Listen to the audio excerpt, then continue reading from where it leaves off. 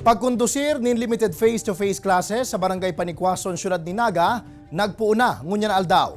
Yan ang tinutukan live ni Jessica Kalinog. Jessica?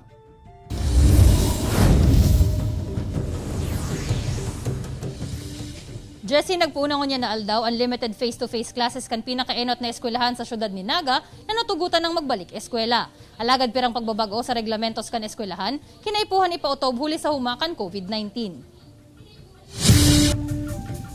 Makalihisan haros 2 taon na paghahalat, opisyal lang nagsikad ang pilot implementation kan limited face-to-face classes para sa kinder hasta grade 3 sa Panikwason Elementary School sa syudad ni Naga ngunya na aldaw. Kaya dawa pa nag-uuran, dahil ininagin rason para dahil maglaog sa klase ang mga estudyante sa nasambitan ng eskwelahan. Mas okay po igdi. Matutok daan po. Maugma po, excited po si mga akit na nakalaog na sila sa school. Lalo na po si Kinder po, excited po siya. Amay-amay po nagmata, nag-asikaso po kasi yan balo, nagkarigusting amay. Siyempre, sabi niya, gusto ko mamakainin ng mga estudyanteng pa, naman, panibago. Sigun kay Jacqueline Awa, OIC principal ka nasambitan ng eskwelahan, sa 48 mga estudyante, nasa 85 to 90% sana sa mga inian nakaabot huli sa maraot na kamugtakan kan panahon. Alagad labi man giraray subuot ang sa indang kaugmahan na mahiling ang pirasa sa indang mga estudyante na nakabalik eskwela na.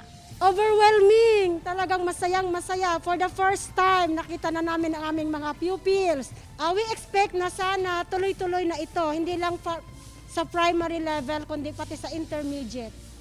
Alagad igwaman ni nagkapirang pagbabago sa reglamentos kan eskwelahan antes makapuon ang klase. Arog kan pag-check kan mga nurse sa temperature asin sa load kan mga estudyante. Mantang ang flag raising man sa kanya-kanyang classroom na sanapig sa gibo. Igwaman nin mga plastic barrier sa lamesa kan mga estudyante. Mantang padagos man ang striktong pagpapautob kan minimum public health standards asin pagsulot nin face masks para ma-share tong salbado ang gabos sa COVID-19. Presente man sa pilot implementation si DepEd Naga Schools Division Superintendent Mariano de Guzman na saro-sarong pigbisita ang mga classroom para kumustahon ang sitwasyon kan mga estudyante asin para tukdo. Sabi ko garo na-touch ako, garo ako mapahibi na nahiling ko uli sindayaon sa classroom. Pigsaysay man ni de Guzman na mantang naghahalat pa nin direktiba hali sa indang central office, piglalao man na subuot ninda na magkakaigwanin pagbabago sa sistema kan edukasyon dawa pa pagkatapos kan pandemya. Huli naman sa mga naeksperyensyahan sa presenteng sitwasyon. Nakatalaan man subuot na i-nominate kan DepEd Naga ang 41 iba pang eskwelahan sa syudad na makapuon naman kan sa indang limited face-to-face classes. Asin madugangan pa ang numero kan mga estudyante na pwedeng maglaog sa klase. Balik sa imo, Jessie. Dios mabalos, Jessica.